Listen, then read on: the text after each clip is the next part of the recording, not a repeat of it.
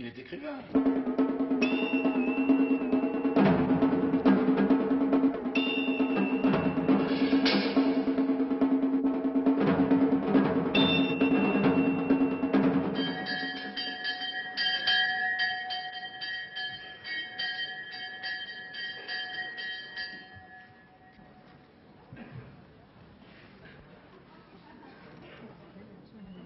Cocteau disait que le public est un enfant de 7 ans qu'il faut savoir faire rire et pleurer.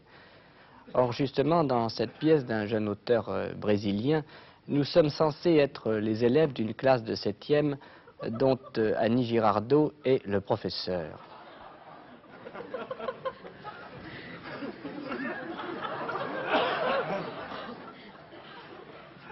Au cours de cette soirée, elle va nous faire un cours qui n'a évidemment rien de commun avec le programme classique d'un collège.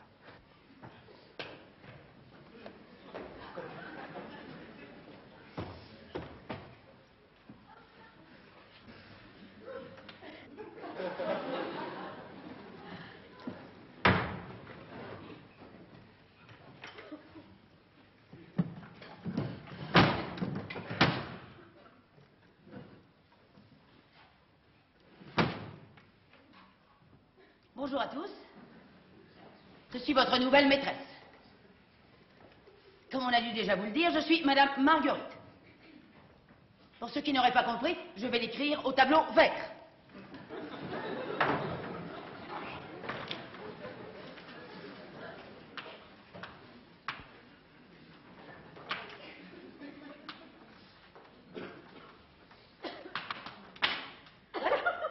Elle touche à tout et elle nous parle à la fois de la biologie et des mathématiques, de la morale et de l'éducation sexuelle. Et peu à peu, on s'aperçoit que ce cours a des résonances plus symboliques. En vérité, elle nous parle surtout de nous-mêmes, elle nous parle de la vie, de l'amour, de la mort. On savait que Annie Girardot était une grande comédienne. Ce qu'on ne savait pas, c'est qu'elle était capable de l'être toute seule en scène, et c'est un magnifique spectacle que de la voir se battre avec son personnage pendant toute une soirée. Aujourd'hui, nous avons cours de biologie. Non, ne vous attendez pas à un cours d'éducation sexuelle. Non, j'aime autant vous le dire tout de suite, je ne veux pas me ridiculiser à vous enseigner les choses de la vie. Figurez-vous que les choses de la vie, on ne les apprend qu'en 3e. Alors perdez ce genre d'espoir et en vitesse. C'est pas moi qui vais vous apprendre à vous embrasser, à vous sauter les uns les autres. Ça, pas question. Ça n'est pas dans le programme. Allez l'apprendre dans la rue ou avec vos mamans. Et puis je ne veux pas m'amuser à me débrailler devant vous. Monsieur le directeur m'a expressément défendu de montrer mes seins, même un seul. Comment avez-vous construit votre personnage? Comment êtes-vous, Madame Marguerite? Elle a un grand bon sens et elle est complètement folingue. C'est ça. Et c'est ces deux choses. C'est très curieux parce que, bon, elle a dû sûrement être, je dis, brimée dans son enfance. On a dû lui dire, t'es moche, tais-toi, mais non, tu sais rien, tu connais rien. Ça, c'est des choses que je connais très bien. Ça, c'est aussi Madame Marguerite. Et puis, il y a aussi, brusquement, un peu ce côté, c'est vrai, la dame qui est gentille, qui fera le bien, etc. Puis, il y a de temps en temps cette obsédée sexuelle qu'elle est, mais c'est très profond, c'est dramatique. Je pense que, au fond, cette pièce qui est construite, enfin, d'une manière assez géométrique, à mon avis, et qui est écrite comme si on était surtout sur une corde raide, elle touche à la biologie parce que elle touche à la destinée de l'homme, elle touche à la mort et elle touche à la vie. Alors il est de mon devoir, en tant qu'éducateur, de vous annoncer une chose que vous ignorez, puisque vous n'êtes que des enfants, mais qu'il faut savoir. Vous allez tous mourir. Tous, sans exception. Madame Marguerite va l'écrire au tableau noir pour que vous ne risquiez pas d'oublier.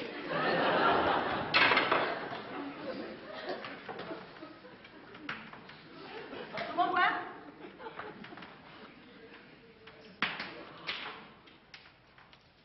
Demain, comme nous avons français, Madame Marguerite vous fera faire une petite rédaction. Chaque élève devra me décrire son propre enterrement avec ses petits mots à lui, ses petites images. C'est justement pour développer votre imagination. Chaque élève me remettra un enterrement entièrement différent des autres. Et Et si j'en prends un qui copie sur l'enterrement du voisin, c'est zéro contre les deux. C'est compris? C'est ça, la biologie. Il fait une interprétation de l'histoire qui est aussi très personnelle, car elle la voit à travers les pouvoirs, et il dit « Tout le monde voudrait être Madame Marguerite », ce qui est une espèce de leitmotiv de la pièce. Il interprète aussi les mathématiques. Il pense que les mathématiques aussi, d'une certaine manière, ils sont au service du pouvoir. Les pouvoirs étant en même temps la connaissance. Le premier qui l'ouvre prend ce tableau au travers de la gueule.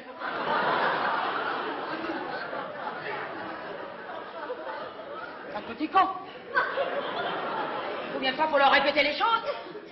Vous prenez pour un jukebox? Vous vous trompez. L'école, c'est pas le bistrot. C'est sérieux. On est là pour apprendre sérieux. C'est un personnage sympathique ou antipathique? Pour moi, il est sympathique. Je veux dire que même quand elle les engueule, je veux dire, elle les engueule, mais c'est pas pour les engueuler. Pour moi, c'est pour leur remuer le derrière, qui se remuent un peu, qui prennent un peu conscience de certaines choses, comme ça, pour les secouer. Les gens, il faut les secouer. On les aime bien, mais on dit, ah, tu vas te réveiller, oui ou merde. Et alors, on a l'impression qu'une seconde, on les a secoués comme ça. Ça, c'est extraordinaire. En effet, l'autorité, elle l'impose dès le départ. Comment s'y prend-elle?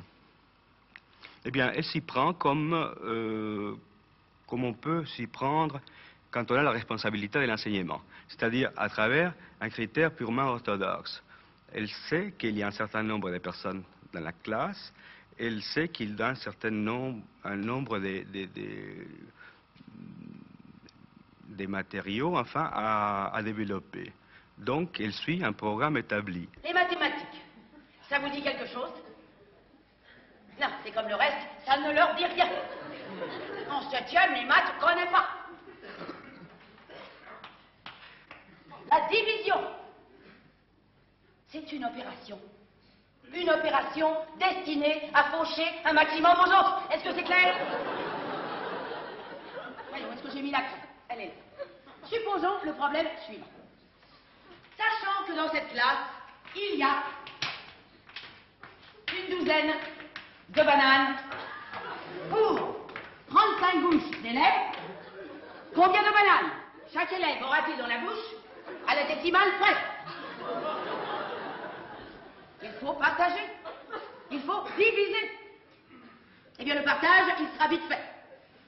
La bouche du plus costaud va se partir 7 ou 8 bananes.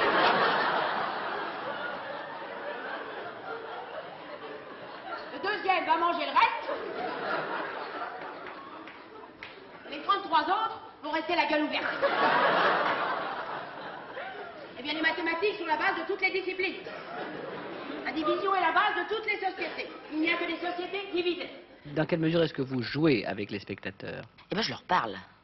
Ce qui est contraire à une pièce de théâtre, je veux dire, quand on joue, on ne veut surtout pas voir le public ou une tête, même si on ne la connaît pas. Ça vous trouble. Souvent, c'est plus son texte, on n'est plus dans le contexte de la pièce. Alors que là, c'est le contraire. Il faut aller les chercher. Et il faut, si on peut avoir leurs yeux, si on peut avoir, ou un sourire, si on peut avoir, ou une dame ronchon, c'est fou, ce que c'est important. Mais je suis obligée de les regarder. Je ne peux pas parler, je ne parle pas dans le vide, je parle à des personnes. Et je suis bien obligée de les chercher, quelquefois même dans la salle. Qu'est-ce que c'est que ça? C'est notre squelette, reconnaissable à ses os. Un jour, chacun de vous sera exactement comme ça. Seulement, on ne pourra pas lui serrer la main parce qu'il sera enterré. Ce monsieur, par exemple, ne s'est jamais vu comme ça.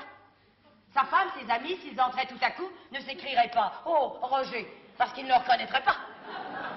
Pour reconnaître les os, on a recours à la science osseuse. Des milliers de savants ont travaillé pour arriver à cette conclusion que l'os est la partie dure du corps humain. Quand vous tapez sur quelqu'un là où c'est dur, c'est de l'os. Certes, comme en toute chose, il y a des exceptions. Et telle partie d'apparence tout à fait élastique peut durcir selon la circonstance. Mais ça, c'est au programme de troisième.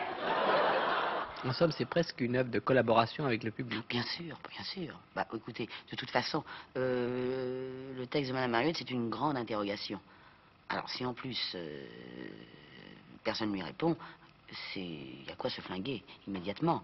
Là, il y a des réponses, même si elles ne sont pas orales. Il y a des réponses par le rire, ne serait-ce que par le rire. Il y a des gens qui s'esclavent comme ça, qui mettent du temps à s'en remettre. Moi, je suis ravie, c'est une jouissance extraordinaire. Et puis, il y a quelquefois un silence qui s'établit. C'est aussi une autre jouissance. Et puis, quelquefois, il y a des gens, oh, et là tout ça, ça remue, ça mitonne bien comme un bon petit fricot, là, sur le feu. C'est formidable. Je veux dire, ça bouge, ça évolue, ça... Je pourrais peut-être, on ne sait pas, peut-être qu'un jour, j'aurai ou ci ou là, je sais que je peux m'arrêter. Je pourrais m'arrêter, peut-être qu'on va peut-être se mettre à parler d'autre chose. Tout est possible. C'est ça qui est fabuleux, c'est que tout est possible. Mais Madame Marguerite n'est pas une aventurière. Elle exige de choisir. Elle calcule, elle regarde, elle compte. Elle veut savoir. Savoir. Il faut que ce mot clignote dans chacune de vos têtes. Savoir, savoir, tout. On est au XXe siècle et ça fait des milliers d'années que les hommes cravachent. C'est pas maintenant qu'on va laisser tomber, non? Des milliers d'années qu'on creuse, des milliers d'années qu'on fouille. Et qu'est-ce qu'on cherche? Les plus grands génies de l'humanité se sont relayés pour se poser la question. Et c'est Madame Marguerite qui a trouvé la réponse. On cherche à savoir. Savoir quoi? Comment ça marche? Comment ça se passe? Les choses, c'est quoi les choses? C'est comment les choses? Madame Marguerite le sait. Et elle est venue pour vous l'apprendre. D'abord, les choses sont adjectifs. Tout le monde comprend? Les choses sont petites, les choses sont grandes, elles sont énormes, elles sont étroites, elles sont lourdes ou carrées, ou salies, ou maigres, ou pourries. Elles sont gaies, contrariées, ouvertes, fermées, belles, affreuses, rouges comme le sang. Voilà ce qu'elles sont, les choses, des adjectifs et rien d'autre. Quant à savoir comment elles sont, alors là, adressez-vous aux adverbes. Les adverbes marquent la façon dont les choses sont ce qu'elles sont. Les choses sont calmement, évidemment, spécialement, premièrement, progressivement, merveilleusement, douloureusement, dramatiquement, terriblement, éternellement. C'est bien entendu? C'est ainsi que les choses sont. C'est leur manière d'être, adverbe. Tout est adverbe. Écrivez, tout est adverbe. Alors maintenant, si on vous demande ce que font les choses, vous croisez un bonhomme dans la rue, il vous dit les choses, en fait, qu'est-ce qu'elles font? Alors là, il n'y a aucun problème. Je voudrais qu'on soit bien d'accord là-dessus. Ce que les choses et les personnes font les unes avec les autres, ça s'appelle le verbe. Quand vous aurez compris ça, vous aurez tout compris. Il est interdit de faire quoi que ce soit sans passer par un verbe. Le patron, c'est le verbe faire. Faire l'amour, faire ses études, faire le con.